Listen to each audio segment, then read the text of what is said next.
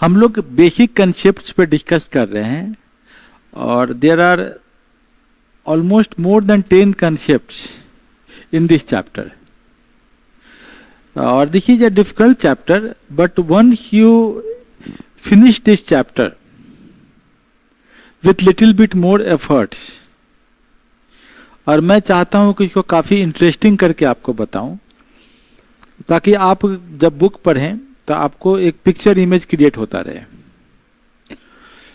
तो आपको पूरे एंशिएंट और मेडाइवल पढ़ने में मज़ा आ जाएगा, और जो डिफ़िकल्ट पोर्शन है वो आपको इजी लगने लगेगा। तो जस्ट बियर विथ मी थोड़े टाइम के लिए। और you know very well that unless you are not studying the books, exam difficult है। इस बार भी मैंने यूपीएससी का भी बात किया है, पीसीएस का भी मैंने देखा है।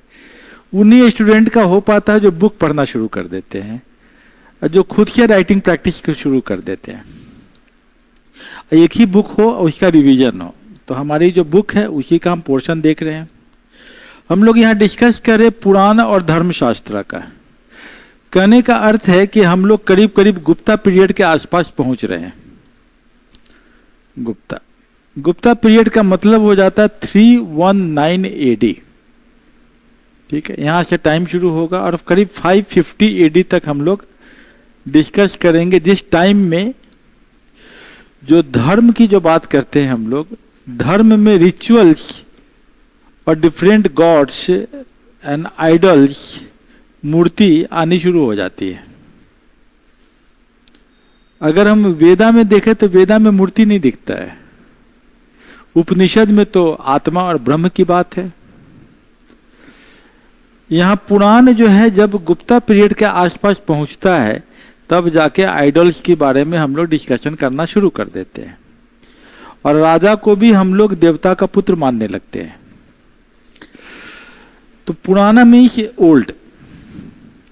According to tradition Purana was composed by Vyasa. हम लोग ये बात कहे थे कि व्यास मतलब एक व्यास नहीं, एक ट्रेडिशन है व्यास का, जो ईयर आफ्टर ईयर ये पुराण को लिखते हैं।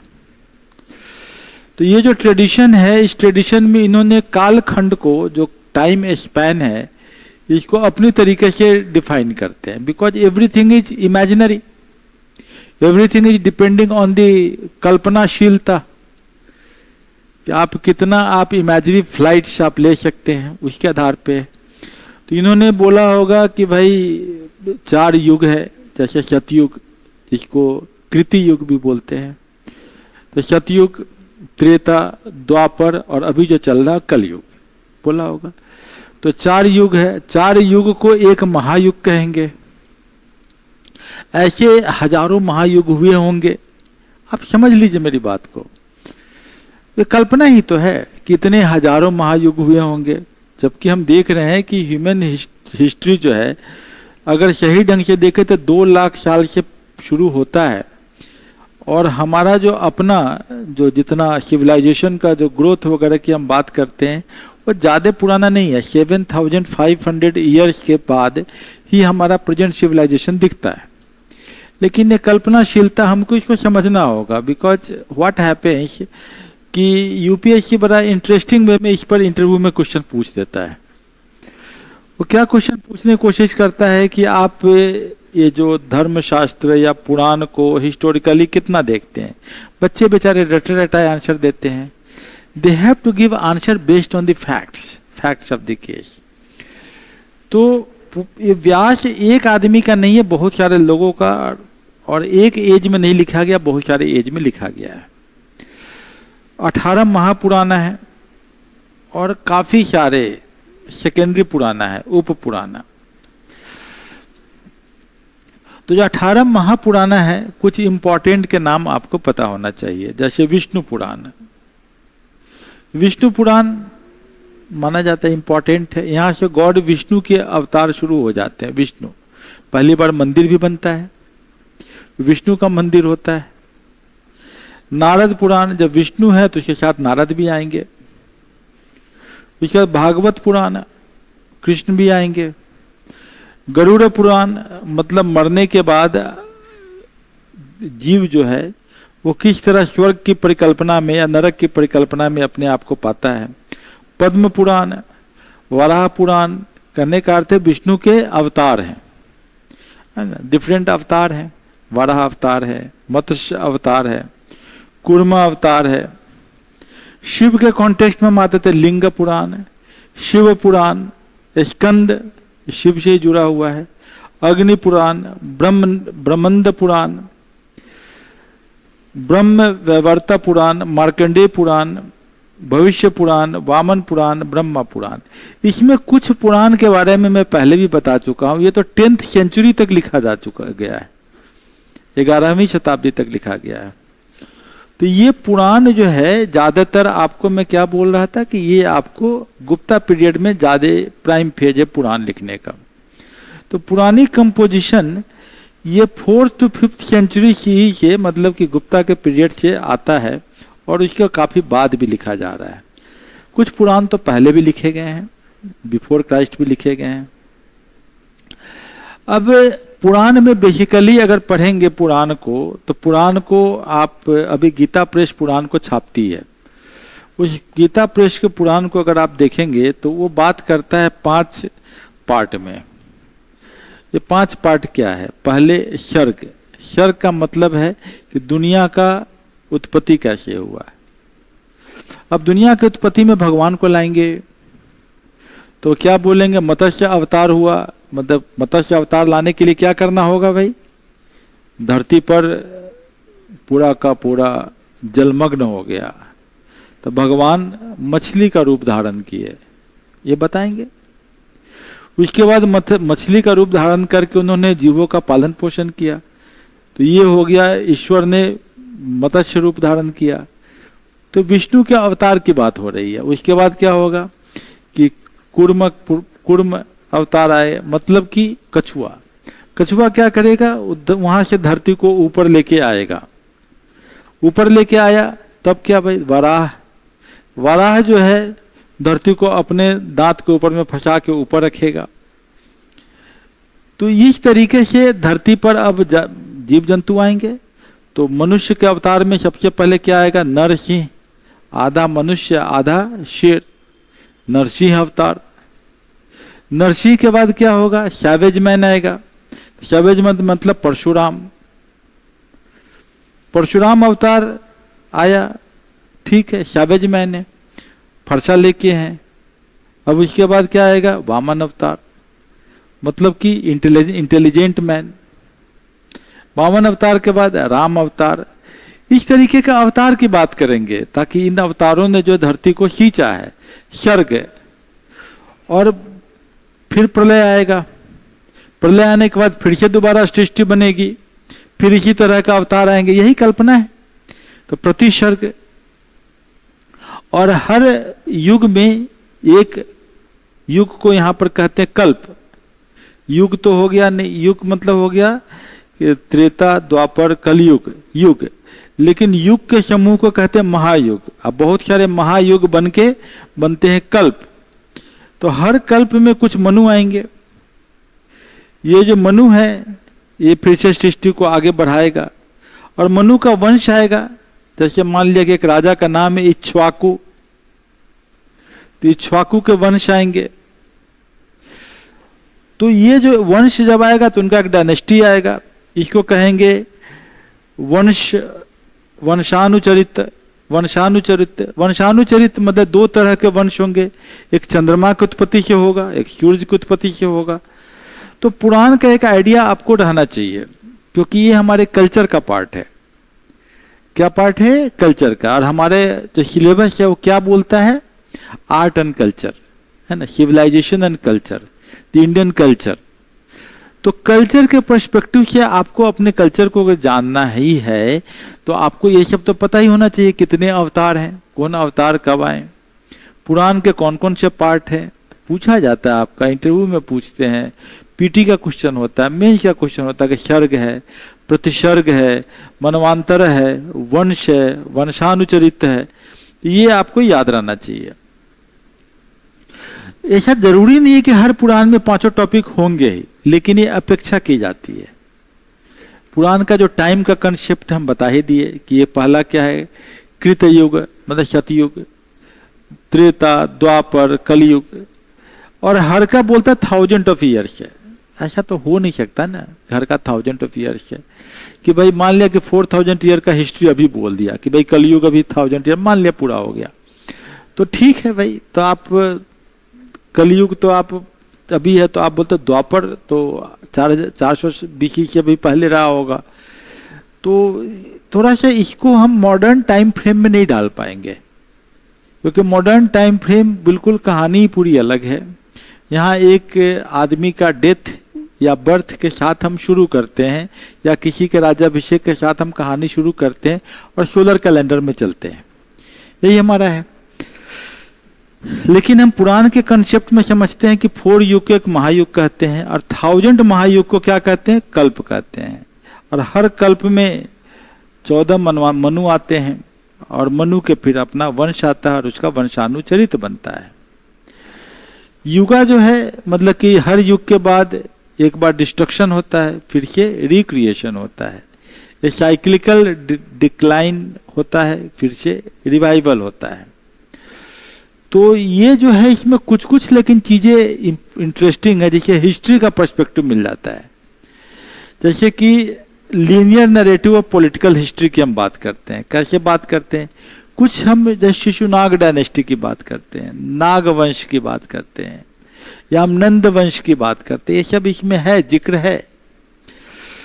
तो ये जो है पुरानिक पार्ट्स में कुछ जीनियोलॉजी तो मिथिकल है, जैसे इक्ष्वाकु के वंश, और उसमें हम लेके आते हैं कि 40वें वंश में राम आए, राम के पिता दशरथ, दशरथ के पिता अज, अज के पिता ऐसे रघु, रघुकुल से रघु, ऐसे करके इक्ष्वाकु के वंश से हम लाते हैं, तो मिथिकल है।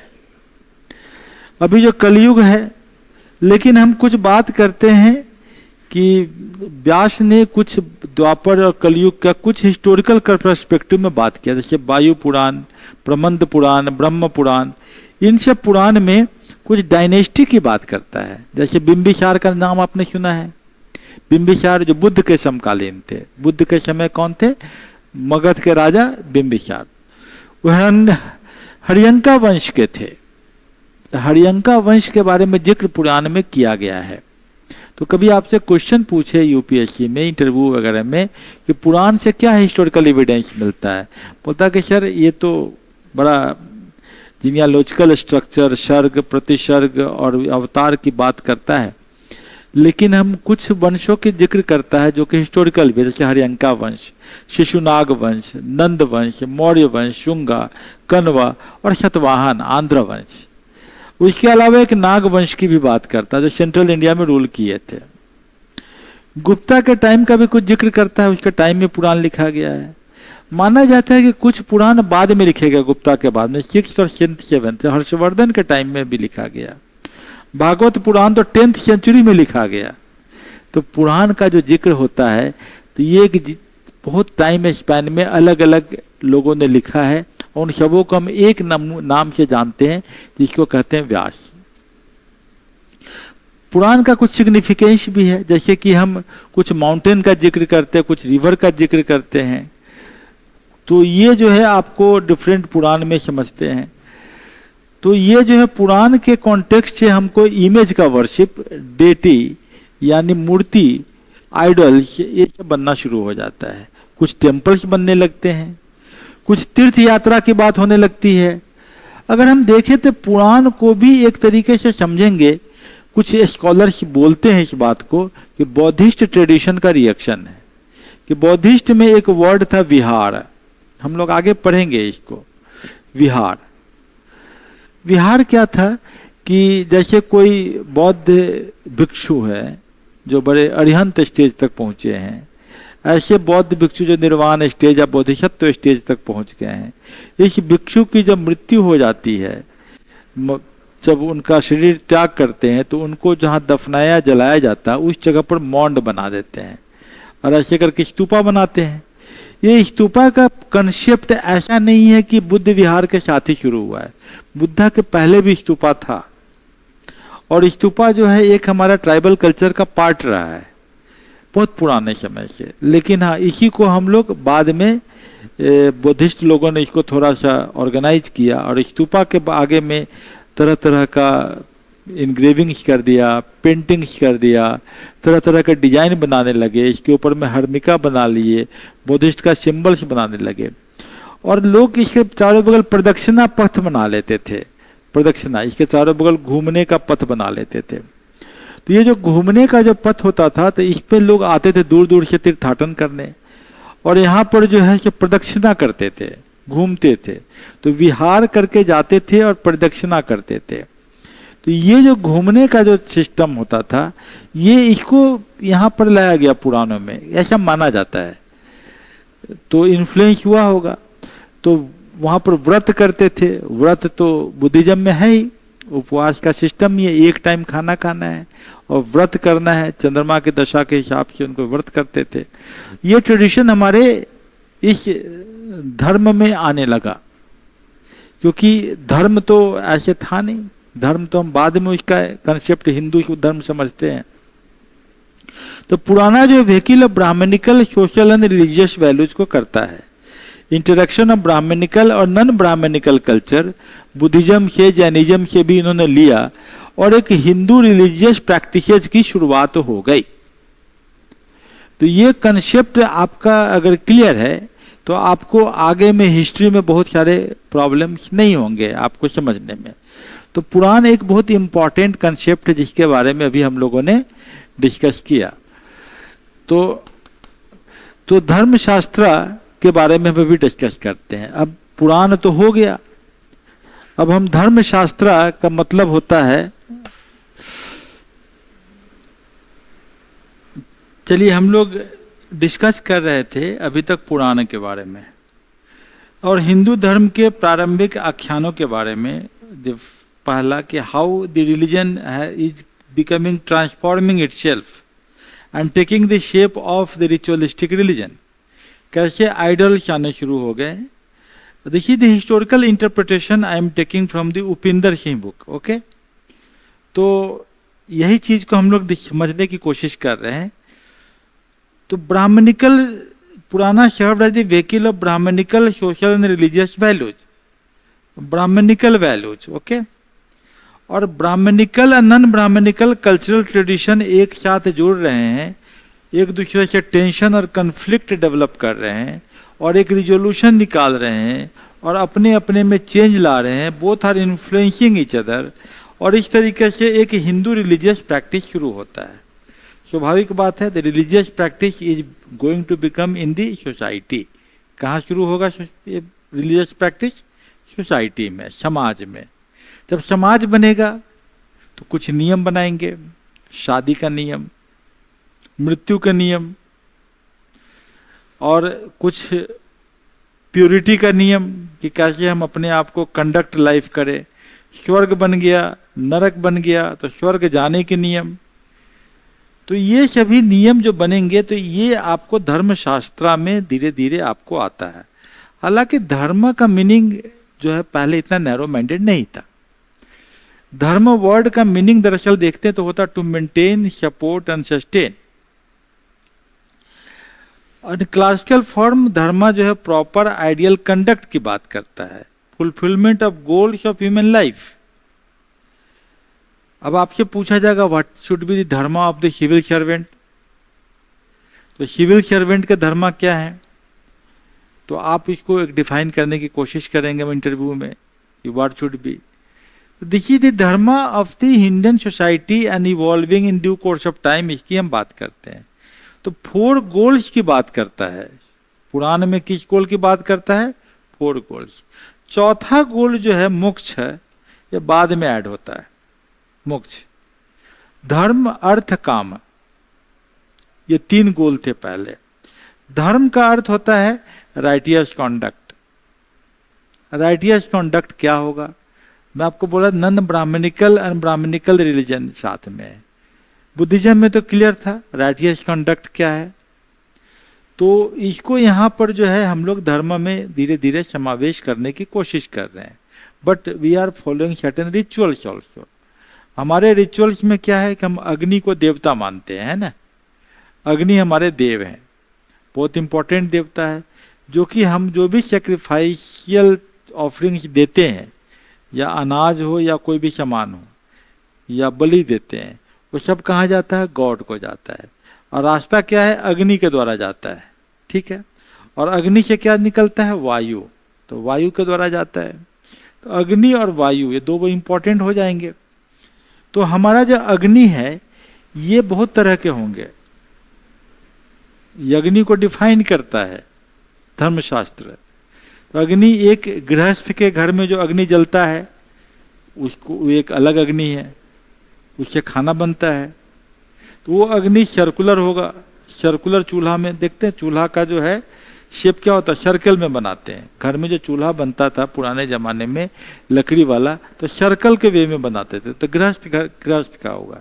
लेकिन जब ऑफरिंग्स के लिए करेंगे तो ये गृहस्थ अग्नि हो गया। ऑफरिंग के लिए करेंगे तो ये आपको रेक्टेंगुलर हो जाएगा, रेक्टेंगुलर अग्नि हो गया। तो ये आपका ऑफरिंग के लिए हो जाएगा। फिर एक दक्षिण अग्नि होता है जो कि पंडित जी लोग बनाते हैं, उसका शेप थोड़ा अलग होगा, थोड़ा इस तरह का शेप कुछ होता है। ये अग्नि जो है ये किसके लिए? पितर के लिए, हमारे जो पूर्वज है उनके लिए है। तो ये offering for the God circular, ऐसे अग्नि का कंसेप्ट आएगा। तो धर्म का अर्थ क्या होगा? धर्म का अर्थ होगा कि आप पशु पक्षी सबको, आप प्रकृति को साथ में लेके चलिए और आप अग्नि के साथ आप आहुति दीजिए, गॉड को ऑफरिंग दीजिए। अर्थ, पैसा कमाएंगे तभी तो आगे बढ़ेंगे। तो अर्थ कमाने के लिए क्या है भाई? तो मॉडरेशन जरूरी है कि आप किस तरीके से राइटफुल लाइफ देते हुए अर्थ कमाते हैं। अर्थ कमाएंगे तो क्या करेंगे? यज्ञ करेंगे। यज्ञ करेंगे तो यज्ञोपवीत धारण किया हुआ व्यक्ति जो द्विज होगा वो आके आपको ऑफरिंग का मंत्र पढ़ाएगा। तो मंत्र पढ़ाएगा तो इसको दान देना है। That is also coming. तो अर्थ इसलिए है कि हम दान दे सके। काम, संसार है, चूंकि दुनिया को चलाना है तो सेंसुअल प्लेजर भी चाहिए। यू मैरी, मैरिज के भी नियम बनाएंगे, तो ये काम। और लास्ट में जोड़ दिया गया मोक्ष। तो जिसको कहते हैं, इसको याद कर लीजिएगा वर्ड, पुरुषार्थ चतुष्टयम्। पुरुषार्थ चतुष्टयम्। पुरुषार्थ चतुष्टयम् का मतलब होता है धर्म अर्थ काम मोक्ष। क्लियर है? तो ये आपका जो है गोल्स इन लाइफ है। तो मटेरियल गेन, सेंसुअल प्लेजर जो आपको बताया, धर्म अर्थ काम मोक्ष, यही बताया गया है कि मॉडरेशन में करना है। सबके बीच में एक धर्म के साथ चलना है। धर्म संसार साइकिल ऑफ बर्थ है, डेथ है, रीबर्थ है। यहाँ पर जो रीबर्थ का जो कंसेप्ट है, यहीं पर मोक्षा के बात करते हैं। तो धर्म, स्पिरिचुअल मेरिट, पुण्य। क्यों भाई पुण्य? क्योंकि फ्यूचर लाइफ में आपको या स्वर्ग में आपको अच्छी भावनाएं, अच्छी चीजें मिले। धर्म मीन्स ड्यूटी। कैसे भाई, क्या ड्यूटी करना है? अब हम आते हैं कि जब ये हम धर्म का डिफिनीशन समझ लिए, 4 गोल्स ऑफ लाइफ समझ लिए कि आदमी के जीवन के क्या 4 गोल है एज पर दिस धर्मशास्त्र। धर्म अर्थ काम मोक्ष। अब हम आते हैं धर्मशास्त्र। धर्मशास्त्र का जो बॉडी है, उस बॉडी में हम लोग बात करते हैं कि इसको 3 पार्ट में डिवाइड करता है। एक है धर्म सूत्रा, मतलब नियम कोडिफाइड कर दिया। जैसे नहीं हम कॉन्स्टिट्यूशन पढ़ते हैं, आर्टिकल्स बना देते हैं, वैसे सूत्रा बना दिया। स्मृति, मतलब उसको समझाया लोगों को कैसे उसको फॉलो करना, प्रोसीजर से इसको बताया। और तीसरा उस पर कमेंट्री किया, इसको टीका और भाष्य कहते हैं। टीका और भाष्य तो बाद में लिखे गए हैं, काफी बाद में, 9th 10th सेंचुरी में, और हाल हाल तक लिखे जाते रहे हैं टीका और भाष्य। तो काने है वो एक जो बताते हैं कि भाई ये 6th सेंचुरी BC से शुरू हो गया ये सब काम होना, और 3rd सेंचुरी BC तक हुआ। धर्मसूत्रा वेदांगा का पार्ट है, हम पहले भी वेदांगा पढ़ चुके हैं। तो हम लोग वेदांगा टेक्स्ट के हिसाब से हम लोग आगे बढ़ते हैं, जिसमें कि हम लोग क्या बात करेंगे? स्मृति की बात करेंगे। फिर हम लोग क्या बात करेंगे उसमें हम लोग बात करेंगे डिफरेंट कमेंट्री के हिसाब से लाइफ को कैसे जीना है। तो वेदांगा जो है, वेदा का सब्सिडियरी डिसिप्लिन है जो हम पहले पढ़े थे, उसमें कल्पसूत्रा है। क्या है भाई? कल्पसूत्रा। धर्मसूत्रा के अंदर में क्या हम बात करते हैं? कल्पसूत्रा। तो कल्प तो समझ में आ ही गया। कल्प क्या था कि भाई महायुग से कल्प बनता था। उसका सूत्र कि आप मोक्ष को प्राप्त कैसे करेंगे, तो वैदिक सेक्रीफाइस करना है। अग्नि में जो है आपको अपने ऑफरिंग्स डालने हैं। 3 तरह के अग्नि है, ये बात कर रहे हैं। एक गृहस्थ अग्नि है, एक आहुति अग्नि है, एक दक्षिणा अग्नि है पितर के लिए, जो हम अभी बात कर रहे थे। तो गृहसूत्रा जो है ये गृहस्थ लोगों के लिए है। गृहस्थ लोगों के आश्रम में 3 तरह के मुख्य संस्कार की बात करता है। पहला संस्कार, जन्म तो हो गया, तो जन्म का संस्कार मान लिया हो तो 4 कर लीजिए, जन्म का संस्कार हो गया। उसके बाद उपनयन, उसको जनेऊ पहनाया जाता है, उपनयन संस्कार, ये दूसरा जन्म माना जाता है। मैरिज फॉर काम एंड अर्थ गोल के लिए, और अंत्येष्टि फ्यूनरल राइट्स। ये 4 तरह के आपके संस्कार हैं जो कि आपको माने जाते हैं कि जन्म है, उपनयन है, विवाह है, अंत्येष्टि है। सूत्रा में थ्रेड, उपनयन में क्या होगा, यही सूत्रा को हम धागा में मंत्र पढ़ के बांध देंगे, उसके बॉडी में एक धागा बांध देंगे और उसको हम सूत्रा कहते हैं, ठीक है ना। तो ये आपका मंत्र पढ़ते हैं कंडेंस्ड फॉर्म में, वो हम डाल देते हैं। तो 3 सोर्सेज ऑफ धर्म क्या है, एक तो श्रुति, पहले भी पढ़ चुके हम लोग। श्रुति सुनने का, स्मृति मतलब उसको याद रखने का। उसके बाद जब धर्म शास्त्र जब शुरू होता है तो क्या बात हो जाता है, सदाचार और शिष्टाचार का। ये क्या बात करता है, सदाचार और शिष्टाचार, गुड कंडक्ट। गुड कंडक्ट तो समझ ही गए हैं। तो ये जो है कंडक्ट के बारे में धर्म शास्त्र में बात किया गया है, वेदा में इसके बारे में कोई बात नहीं है। वेदा में खाली इंटरप्रिटेशन है, ऑफरिंग टू गॉड है, रिचार्ज है। अब जब हम यहाँ पर सोसाइटी को कंडक्ट के तौर पे हम डालते हैं समाज को, तो समाज में क्या है भाई, एक आदमी के जीवन की डिफरेंट अवस्था है। जन्म लिया, बाल्यकाल, तो बाल्यकाल क्या होगा, तो ब्रह्मचर्य आश्रम, ब्रह्मचर्य आश्रम, ब्रह्मचर्य आश्रम। उसके बाद क्या हो जाएगा, गृहस्थ आश्रम। मतलब कि ये बाल्यकाल में ब्रह्मचर्य में शिक्षा लेनी है, ज्ञान लेनी है। गृहस्थ आश्रम अर्थ और काम।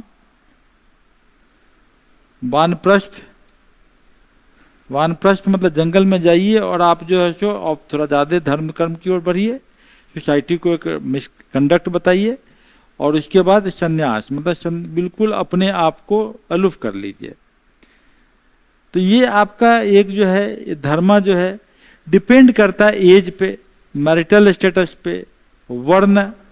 वर्ण क्या भाई, आश्रम, आश्रम तो मैं बता दिया, ब्रह्मचर्य आश्रम, गृहस्थ आश्रम, आपको वानप्रस्थ आश्रम, संन्यास आश्रम। वर्ण मतलब कि ब्राह्मण, क्षत्रिय, वैश्य और शूद्र, जो कि हमारा 10th मंडला में वेदा में बाद में आया है। तो 4 वर्ण, ब्राह्मण, क्षत्रिय, वही बात करता है। तो पहला 3 जो वर्ण है उसको द्विज कहते हैं, जो कि उपनयन संस्कार जिनके साथ होता है। और 4 आश्रम है, ब्रह्मचर्य, गृहस्थ, वानप्रस्थ, संन्यास। तो ये आपको देख लिया। तो आश्रम system represent an ideal scheme, जरूरी नहीं है कि हर कोई इसको फॉलो ही करे। अब हम लोग देखते हैं कि भाई सामान्य धर्म क्या है। सामान्य धर्म तो बता ही रहे हैं कि भाई सामान्य धर्म में हम लोग राइटफुल कंडक्ट की बात करते, बुद्धिज्म से हमारा गाइडेड हो जाएगा। Non violence, truthfulness, non stealing, control of the senses, ये सब आ जाएगा। तो because the cultures Brahmanical non Brahmanical साथ साथ चल रहा है, तो इस दोनों एक दूसरे को इन्फ्लुएंस करते हैं। नेचर ऑफ धर्मशास्त्र टेक्स्ट पर्सनल है, सिविल है, क्रिमिनल के केस में भी न्याय की बात करेगा। तो ये जो है laws of this text not like the provision of the Indian civil and penal codes, ये नॉर्मेटिव एंड प्रेस्क्रिप्टिव है। खासकर ब्राह्मण और एक्सपर्ट्स लोग उसको पेनाश करवाते हैं कि अगर तुमसे कोई गलती हुई है तो चलो इसका ये दंड मिलेगा। वो दंड जो है एक दूसरे तरीके से, क्योंकि मोक्ष का कंसेप्ट है तो उनको उस तरीके से देता है कि आपको इतना दान देना होगा, इतने तीर्थ यात्रा करना होगा। तो ये आपका जो है धीरे धीरे अब रिलीजन जो है वो आपको कोडिफिकेशन की ओर बढ़ रहा है।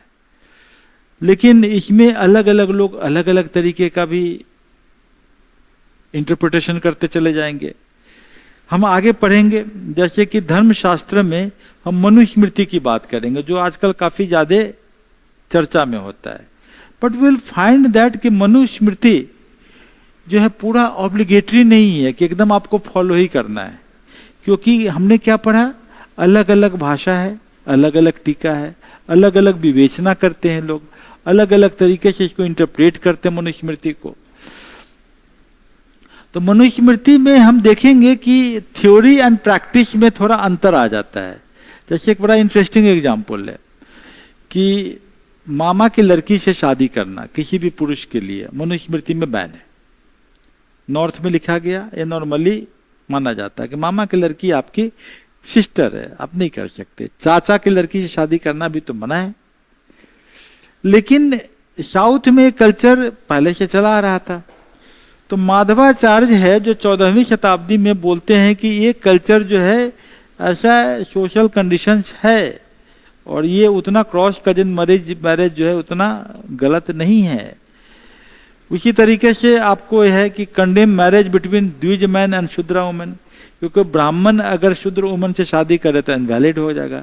लेकिन साउथ में देखा गया कि ब्राह्मण जो है अन्य जातियों से शादी करता है और इसी के आधार पर बहुत सारे वर्ण संकर पैदा होते हैं, और जो डिफरेंट वर्ण संकर पैदा होते हैं तो डिफरेंट उपजातियां बनती है।